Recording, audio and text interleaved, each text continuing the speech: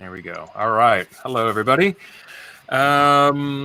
Usually, when we have a guest, I say that I want to jump right in because I want to be respectful of their time. But I will tell you, our guest, Tom Bridge, is a professional because when I asked him to join us today, within 10 minutes, I got a reply, and the reply was simply, I've added it to my calendar. So this man is a professional. Um, Thanks for joining us today, Tom. It's a real privilege, Ed. Thank you so much for the invite. Yeah, so for anyone here and for anyone who is watching this later on, um, I picked up on a number of things that Tom was sort of involved with recently. And the first thing I wanted to ask you about was a little bit about the world of consulting or, contracting, IT contracting with, COVID and coronavirus and,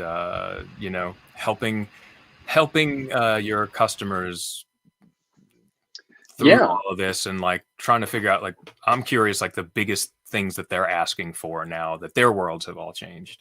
it's really interesting because I would say that probably 80% of our clients who have more than like 10 people already had some kind of groupware. Whether that's, hey, we're doing Slack calls, or we're doing Google Hangouts, or we're doing Zoom calls. They already had something. So it was about codifying that and kind of amplifying that across the rest of their business. So that was actually very rapid to do. And making the switch from hey, we have offices and meeting rooms to we have Zoom rooms, but the home kind, not like the big kind with the TV on the wall and the Mac Mini or the Chrome box behind there, and the whole nine yards. The biggest shift that we had then was, hey, is this secure enough? Should we be worried about any of the stuff that happens here? And for a couple of our clients, they decided Zoom was not to their liking on that front and have moved to other solutions. So, I mean, figuring out how we could rapidly distribute client software to everybody's machine without them having to do anything was obviously top of mind for them. So, in a lot of cases, the consulting that we've been doing is, part part group therapy, I think, is probably a good way to phrase it, and then part like tool deployment and doing those kind of things. There's been a lot of our clients are kind of feeling it pretty hard right now. We've had a couple of them, within the first week of the shutdown, just decide we're done, we're not coming back. And those were tough. We'll miss them, and we've said, hey, look, if there's anything we can do for you guys as you do handle this stuff, let us know. We want to make sure that you guys get taken care of, and that, in some cases that's just doing it as a favor. Just knowing that they wouldn't ever really be able to pay for that kind of wind down service. So knowing that some of that is out there is about karma more than it is anything else, is helping them orderly wind down something like this. Knowing that there's probably no paycheck from that, and that part sucks, but like it also is kind of it's a service, right? Like this, you do some of these things as a service. Yeah. To them and out of the relationship. So I'm curious if, or I guess I'm curious why the people who decided Zoom wasn't to their liking. Was it a security issue, and was it something that they dug in on themselves, or is just sort of all the news that people were hearing, or something along those lines? so for one of them, they handle market moving information. And so they decided that out of an abundance of concern to adopt one of the tools their clients primarily use. And they heard it a little bit from their clients upstream there. They do law things. So they've got a strong security mandate. And so essentially decided, you know what, maybe we're not going to do that. Maybe we'll pay for the upper tier version of WebEx and tie that into Office 365 for sign in, and then use some of the controls that the WebEx backend provides. Or in some cases we've just said, hey, look, there actually is a free solution for this. It's just a little bit more of a pain in the butt, and that's group FaceTime. Because there, at least you're benefiting from a lot of the existing high security, high privacy version of FaceTime that's out there.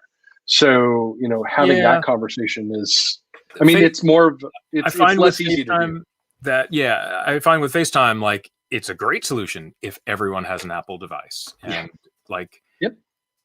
with any group that I've been a part of, whether that's a personal friend group or a work group, like there's always someone with an Android, or there's always someone Yep. with like their Linux box or something that's just not Apple, because they're not Apple people, and that's fine and that's fair. But it does make me wish things went differently with Apple sort of like opening all that up. Like I wish there were versions of FaceTime for other platforms, because I think I'm totally with you. And if I had one thing I could wave my magic wand to change right now during this whole COVID situation, that would be it. Opening up the FaceTime and iMessage standards so that there could be more cross-platform, more private communications going on now there. that said, like there's almost no shortage of like decent, No, you know, yeah, solutions for this.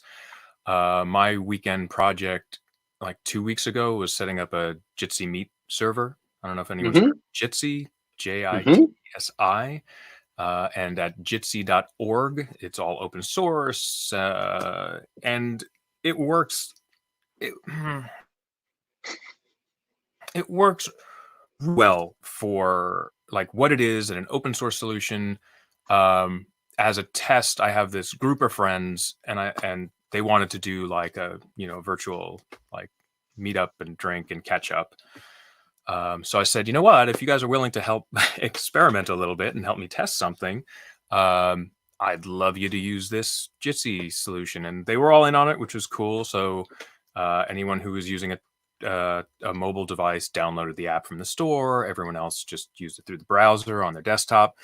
And there wound up being 7 people that night. And I deployed it on a DigitalOcean droplet. So I was just sort of like monitoring the bandwidth and watching what was going on.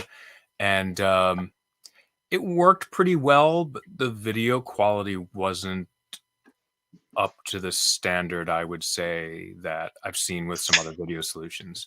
And the problem for me with Jitsi right now is that there's a real dearth of documentation. So like if you were trying to set this up as a business, like they have a lot of great solutions. And they even talk about, their protocol for server to server communication.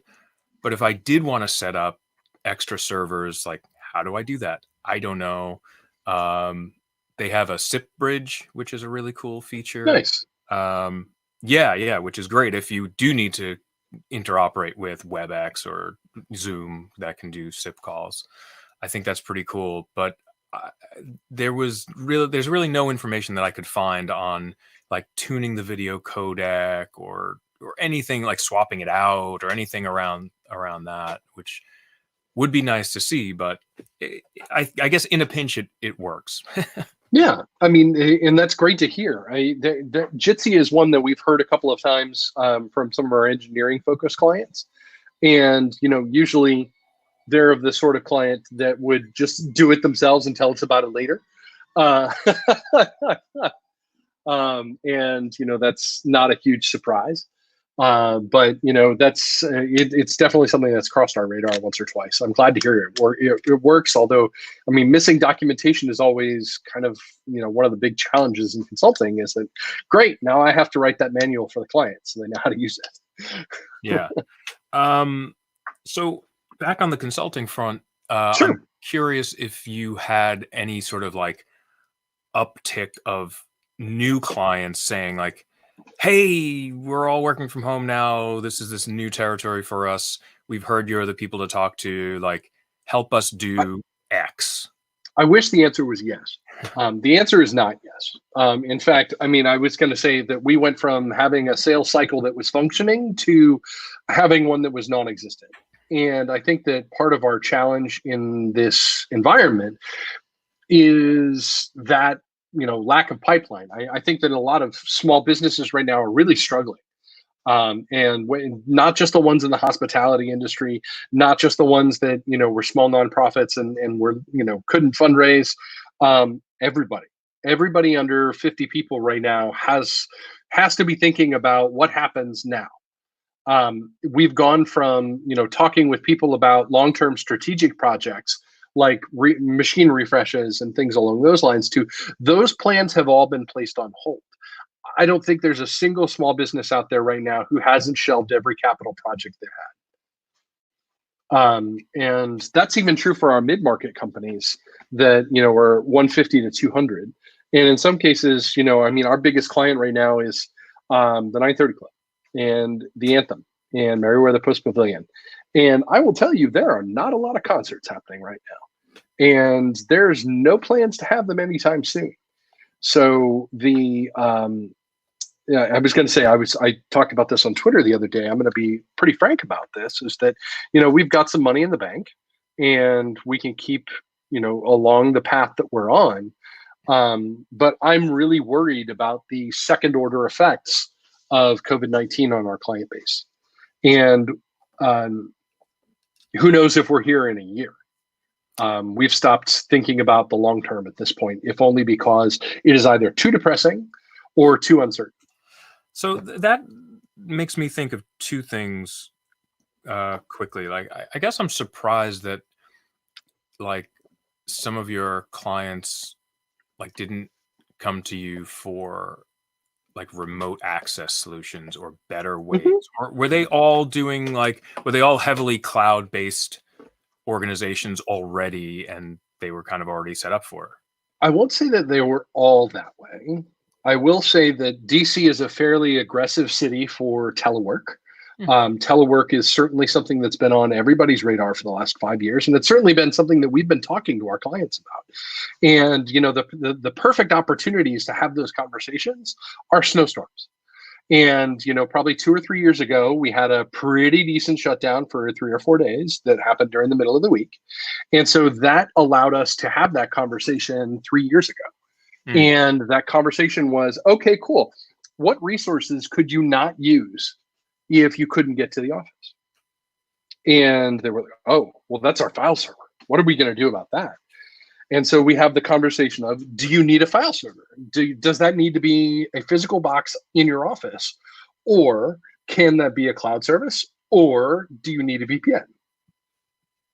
And so while we have had 2 or 3 clients, clamoring for a VPN, most of the time they're already set up for it. Like most of the firewalls that we work with and the equipment that we work with is ready for that kind of access.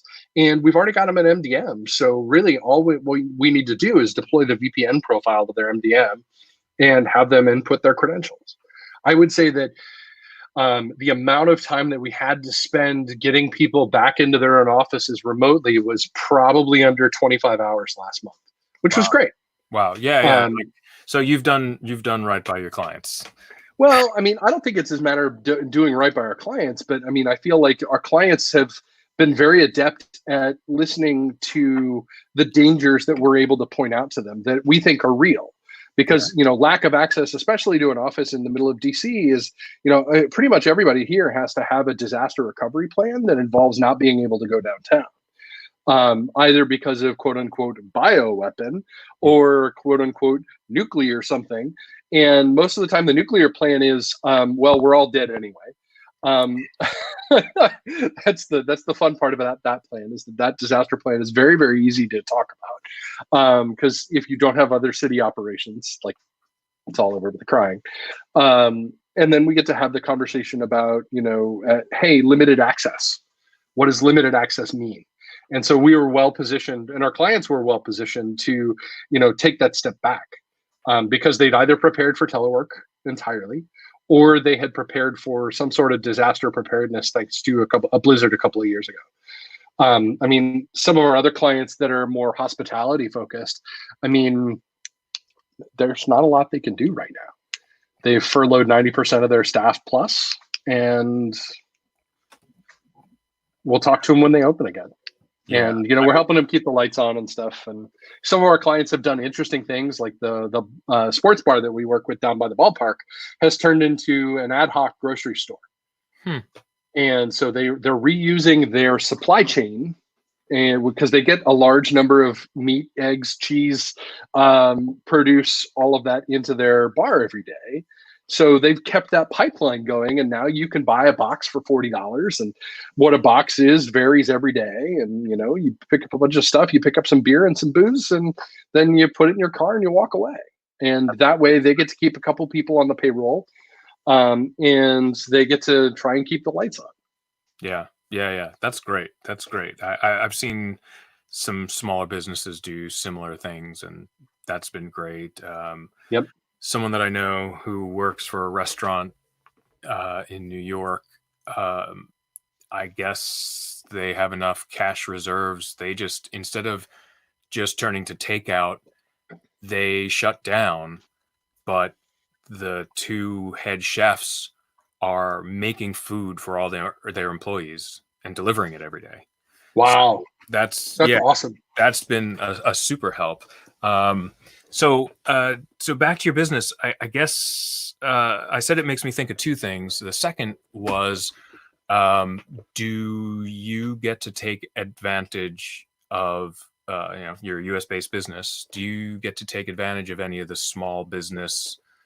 Well, we'll find out. I mean, Okay. we've applied for a PPP loan, Okay. and that's the Payroll Protection Program loan. Yeah. And we applied for that a week ago yesterday, which was the first day that our bank allowed us to apply. And we have gotten an email that they have confirmed that they have all the documents they need, and that is the last that we have heard from them. So we will find out. I mean, that loan doesn't cover, because we don't pay ourselves. We pay ourselves out of profits. We don't pay ourselves a salary, so to speak. That will not cover me and my business partner. That will cover our staff's salaries for 2.5 months. Now, we can hang on longer than that, but I mean, I will say that our war chest is not as it's not as deep as I'd like. Yeah. Okay. Well, I hope that works out for you. Me too. Because I've been through some crazy things. We started up in 2006, and so I lived through the 2008 financial crisis here, which took several of our clients then. And there was a lot of outsourcing going on during that period, because suddenly everybody couldn't afford a full-time staffer. So that was a time that we grew. And we spent the next 4 years kind of, turning from what amounted to like a half-time business to a full-time operation for two of us.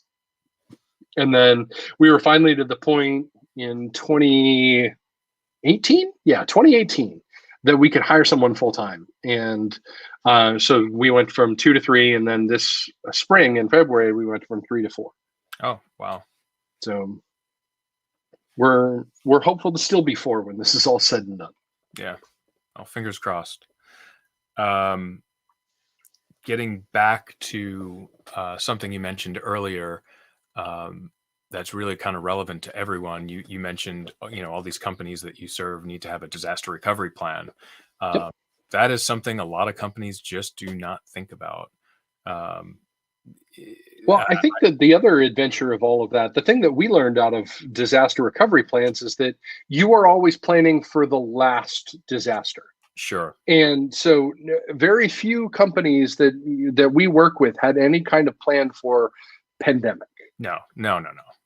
We had planned for downtown was closed for a terrorist incident for 2 weeks. We had plans for fire, earthquake, natural disaster. This is force majeure. And so we didn't have a plan for force majeure for a lot of these clients. And I mean, we had pieces of those plans, and we were able to work with everybody. There were a lot of telemeetings in the first week after this kind of became serious. So that second week of March, on the third week of March this past year, I don't think I've been busier than that. And there were a lot of early conversations about, all right, so what happens if we shut down the office? Who stays where? What do we do? Do we have enough VPN licenses if they're working on a licensed environment? How are we delivering software updates, right? So, I mean, that's one of the things that one of our clients has had to think a lot about, was that they had a very intranet-based environment, I think is probably the safest thing to say. They had not gone to the Beyond Corp world of 2020. They were still kind of at 2010, where everything was still inside. the firewall. And so we've had to, we were able to very rapidly pivot them to updates received over internet, not over intranet. So that was, something that was top of mind for them.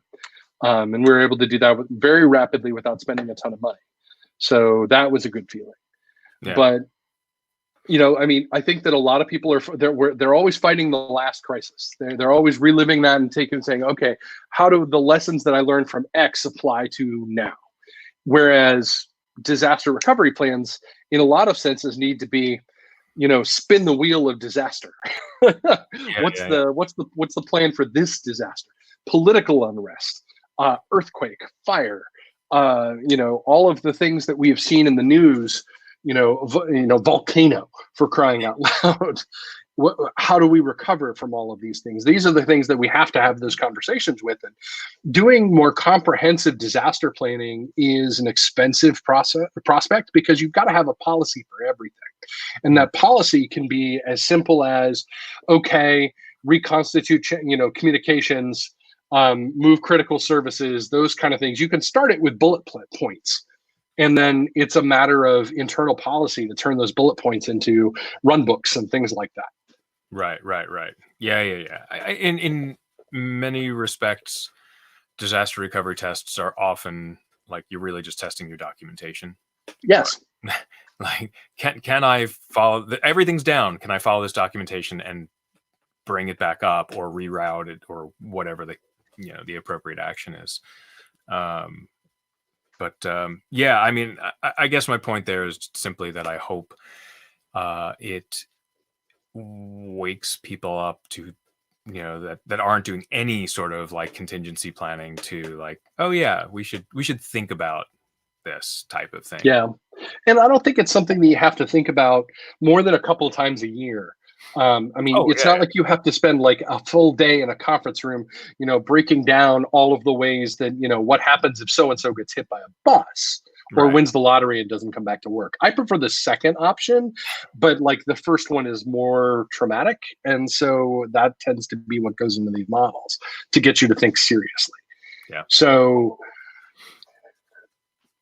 Yeah. Cool.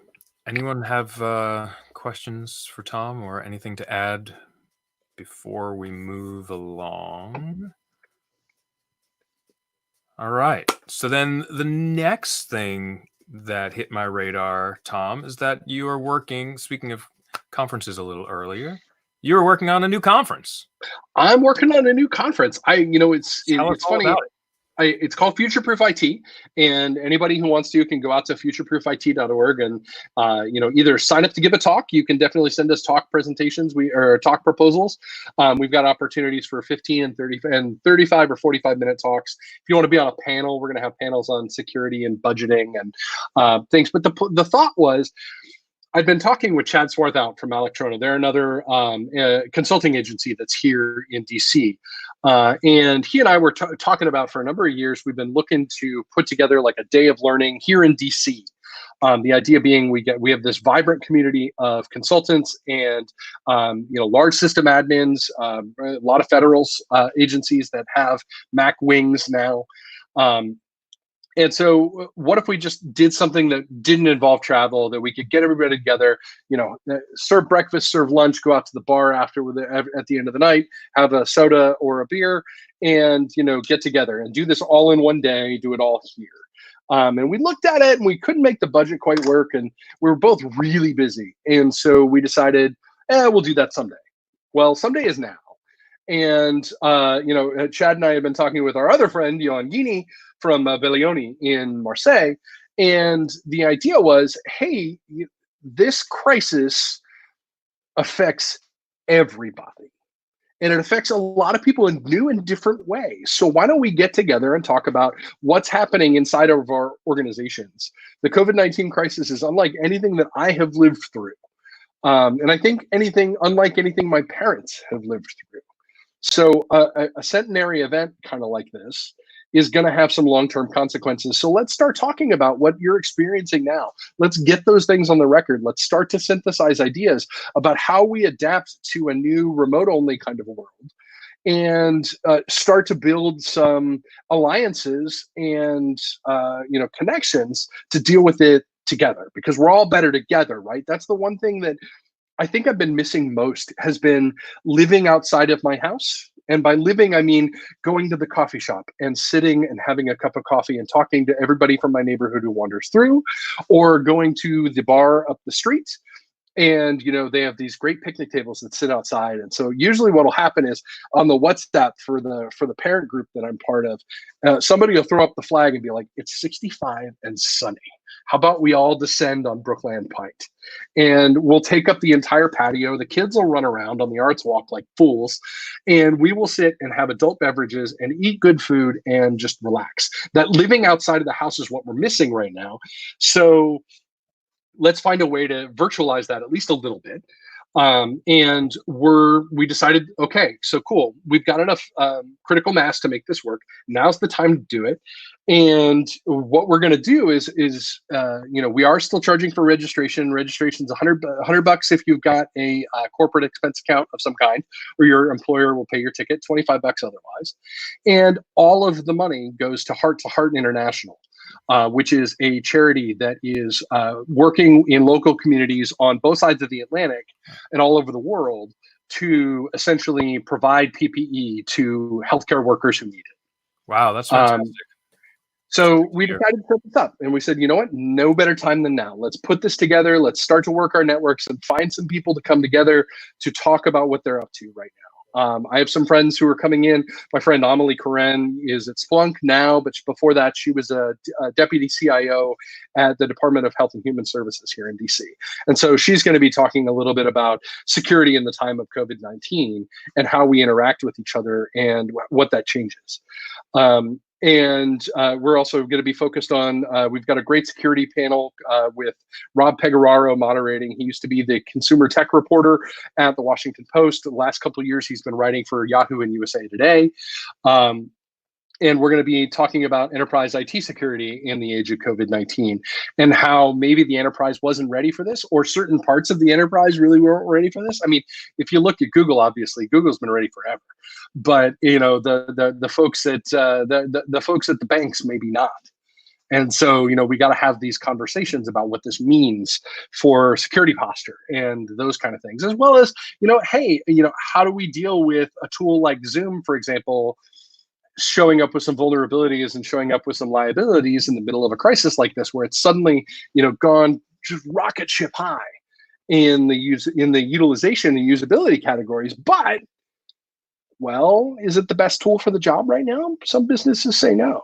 So how do we deal with these kind of things? And we also have to talk about budgets, because budgets change everything in the age of COVID-19. We're seeing a lot of shift. A lot of our clients are talking about maybe getting rid of their offices altogether. What does that do to a business when you take away their physical places?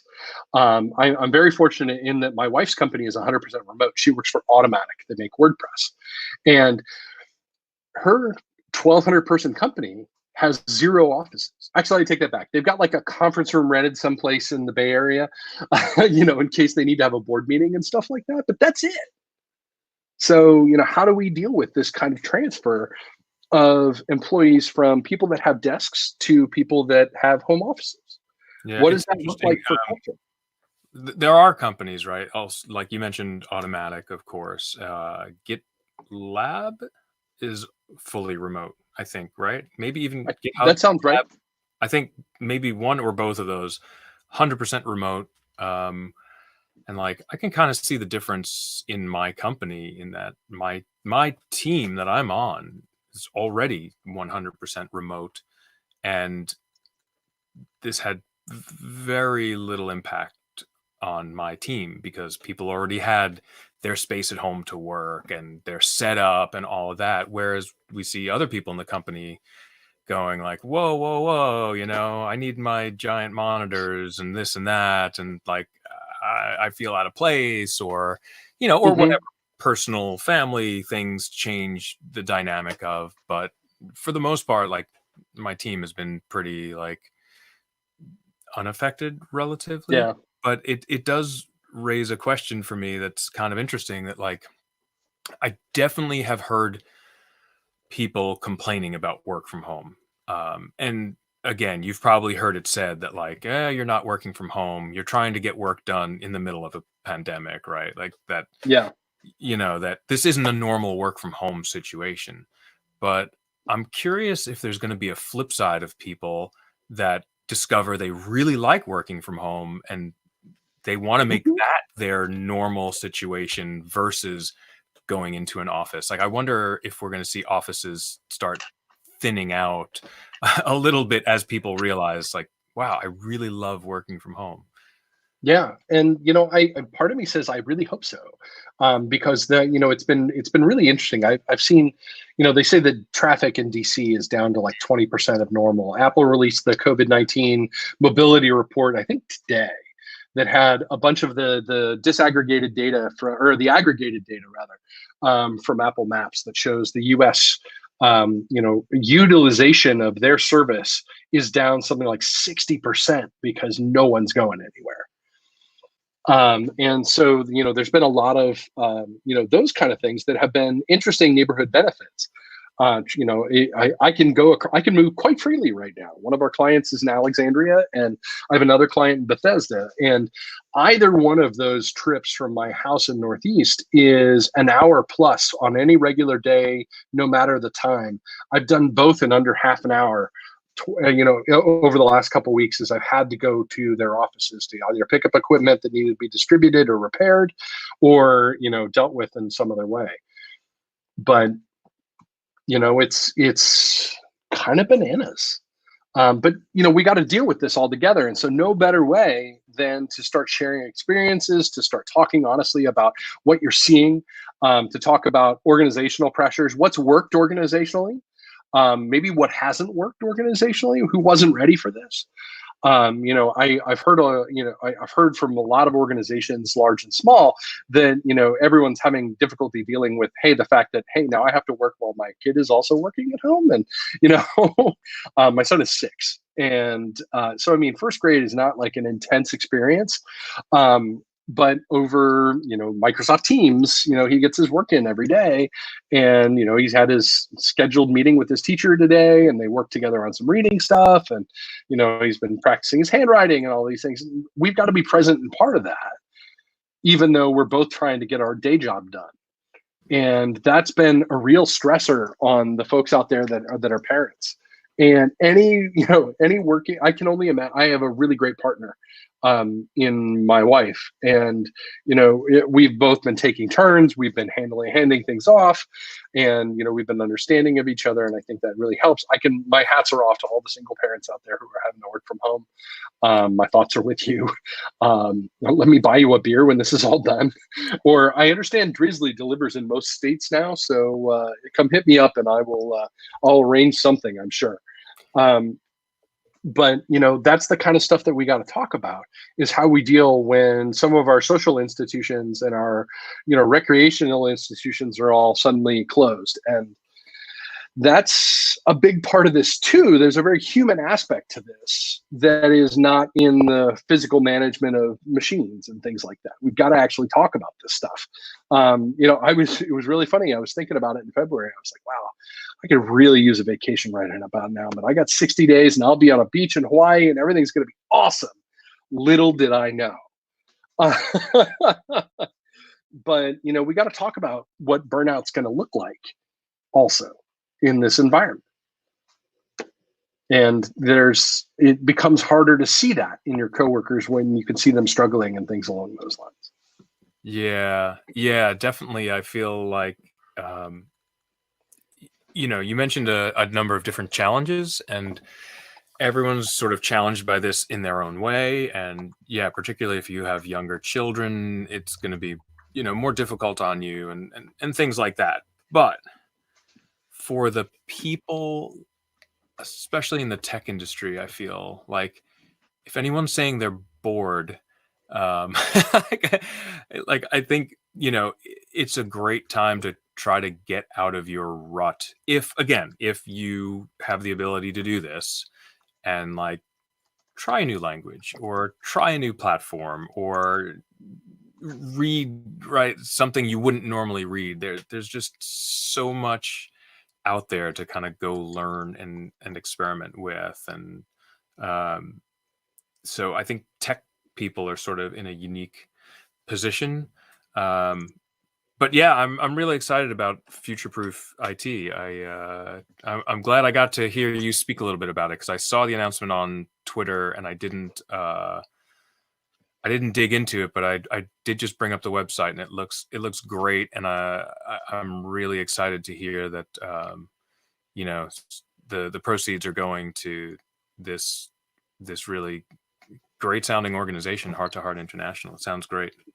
Yeah, we're really thrilled that we could find a great partner like that, because we started thinking about that. We were like, we want to charge something because we want to meet people to take it seriously. We feel that that's often something that you need to do. But then we felt insanely guilty about profiting off of this global disaster, and so we were like, no, no, no, no. All of the money has to go back out. So we spent a lot of time looking. We looked at U.S. charities, we looked at European charities, and the only one that kind of fit the standard for us, in terms of what they were doing, what the mission was Heart to Heart. And we were really thrilled that we could do that and partner with them. They've been great to partner with, and we're really excited to get those big donations going back out to them. So, and of course, thanks so much to my colleagues, Chad and Johan, and Becky Tiffany from Electrona has been doing a tremendous job helping us organize all of this. And that's just been a real thrill to do. So, we're hopeful that we can use this opportunity to both to learn and to benefit a great charity out there.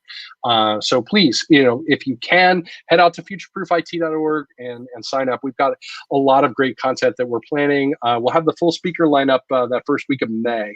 And we are still soliciting for talks. So if you got something that, a proof of concept, or even just a 15-minute, hey, this is how I kept sane in the middle of all of this.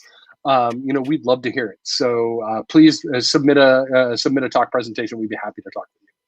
Very cool. Very cool. I'm certainly going to go off and pick up a ticket, and I'll try to think if I have anything insightful to tell people. You always do, Ed. You always do. Yeah, I don't know. We'll see. But yeah, great. Anyone have questions for Tom around Futureproof IT or anything we spoke about today? Were you planning on being at Penn State or speaking at any conferences that got canceled? I was planning to be at MacAdmin in March. We were going to do the podcast live from there. And that's now at least delayed until November or so, I think, right now. I was planning to go to Mac DevOps and do an episode there. And I was bummed to see them go virtual only. I mean, not that I won't be thrilled to see whatever Matt and his team put on, and yeah, I was planning on being at Penn State. So we were also planning on being at JNUC and maybe at Max Sysadmin this year. And knock on wood, everything I'm not making any plans right now, because I feel like anything I'd made plans for has disappeared. So I might be the one getting the last minute ticket to either of those. But yeah, if you see those canceled, it's probably because I bought the tickets. So my fault in advance. It's like if you bring the umbrella with you, it doesn't rain. Exactly. So, everybody's been joking that they've all done the one thing. What was the thing that you did to bring about the pandemic? And my wife joked that she just bought an e-bike, and it was her intention to, go and pick up Charlie every day at school on the e-bike and come back. And so, her joke is, hey, I bought the e-bike, so now we have a global pandemic and there's no school. So. Yeah, we've mentioned school and education a few times during this. I'm lucky that I'm sort of at the station in my life where my kids are self-sufficient and they can kind of deal with this all on their own. And it's sort of interesting watching them, like my older daughter doing a lot of online classes. Her classes all shifted online, and I can kind of overhear the Zoom meetings going on sometimes, and she tries to kind of cordon herself off a bit. You can probably see behind me that this room that I'm in has been a long time music studio that I built in my house. And so it's soundproof. It's an actual room within a room. So she's been pretty good with me, like, oh, I have a vocal lesson today. If, can I use the studio? And say, yeah, I'll just swap out. No big deal. So that's been kind of cool. And then my younger daughter, all her classes just like I expected her to have to do the same thing, but they're not doing remote learning. This is high school. And they're just kind of giving them assignments. And it's almost like they got forced into the flipped classroom thing. Like, here's a bunch of assignments. Contact me if you need help. Turn it in when you're done. Yeah. You know, we'll see. I think like my kids are really good about education and they're keeping up with all of that. I think the thing that they're more upset about is just, again, like we mentioned, like they're missing all the social aspects and the social stuff, and graduation and prom and whatever else, like you do that that they're missing. So that's an interesting aspect to education at that the age. It's it's as much of a social thing and staying in touch with your friends as it is for the classes and learning. Yeah. And, my hearts go out to all the teachers out there who are having to radically change their entire job Yep. on the fly with a difficult audience, with stressed people all around them. So, if you're a teacher out there, man, or if you know teachers out there, check on them, send them things. They're doing okay out there. And, I talked to Miss Bronner, who's Charlie's teacher, recently, and she's like, it's different every day. And it's like, yep, it's going to be different every day for a while. She's been crushing it though. So, and so have most of the folks at DCPS who've, they moved mountains to make sure that anybody who didn't have a computer at home could get one. That's hard in any district, let alone one that is, just a really, big organization. So cool. Hats off. This is tough. Yeah. Totally. Like we've said a bunch of times, unprecedented, right? Like, yep. It's definitely, it's a mental strain. It's everything sort of rolled up into one. Cool. Very often we close this out and we talk about upcoming events, and that's, we don't do that so much anymore, but we're looking forward to the time when we can get back to talking about future events. So if anyone has any questions, we can wrap up with a, hey, how are you tackling this? Going once, going twice. Otherwise, thank you very much, Tom. Thanks for your time. I'm really excited to hear about Futureproof IT. Best of luck, fingers crossed for your business and loan application and everything. Thanks. Here's the thing, and I think this is true for a lot of small businesses out there. You got to be realistic about it, but you got to be at least a little bit optimistic to do this at all. Nobody gets into, running their own thing if they don't have some pie in the sky vision of, yeah, man, I'm going to work for myself. This is going to be great. I'm going to do it. It's going to be awesome. I think that's why, failed businesses, when they go down, are oftentimes so tragic. And that's why I'm so sensitive to those, businesses coming to an abrupt halt. Is that could be me. And, it's not that I don't have skills that I could be using elsewhere in the market, because I do. But this is where I feel like I'm doing the greatest good right now. And it's helping all of these small businesses navigate these currents. And I'm not going to be able to save all of them. It's not my place to. But I'm here to kind of guide people down these rapids, and we'll see what we can do.